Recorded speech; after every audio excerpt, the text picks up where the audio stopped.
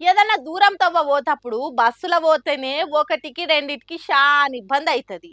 అసోంటిది గాల్లో పోయి విమానంలా మరుగుదొడ్ల సమస్య వస్తే ఇంకెట్లుంటది పరిస్థితి? హాగు గీడ కూడా గసంటి తిప్పలే వచ్చిందట.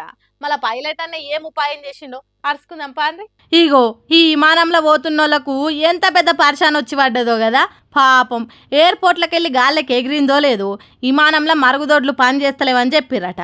మరిగా అది బస్సో కారో కాకపాయే రోడ్డు మీద అసంత కాపుదామన్నా ఒక్కపారి గాల్లకి ఎగిరిందంటే అయిపాయే. ల్యాండ్ అయ్యేదాకా ఓపిక పట్టాల్సిందే. చిన్నపిల్లలు ఆడోళ్ళు ముసలోళ్ళు ఉంటారు, కొందరు పేషెంట్లు కూడా ఉంటారు. ఇట్లా కాదని అందరు ఎగబడేసరికి చేసేదేం లేక విమానంను వెనకకు మళ్ళీ ఇచ్చిరట. అమెరికా నుంచి ఇండియాకు బయలుదేరిన ఎయిర్ ఇండియా విమానంలో అయింది కథ అంతా. ఈ ముచ్చట తెలుసుడే ఆలస్యం. అరే అంత పెద్ద విమానం అన్నాక ఇవన్నీ చూసుకోవాలి కదా. ఏడబడతాడ ఆపుతందుకు అదేమన్నా రోడ్డు మీద తిరుగుతుందా? గాల్లో ఎవ్వల కనిపించినంత దూరం పోతుందా? గా మాత్రం పట్టింపు లేకపోతే ఎట్లా?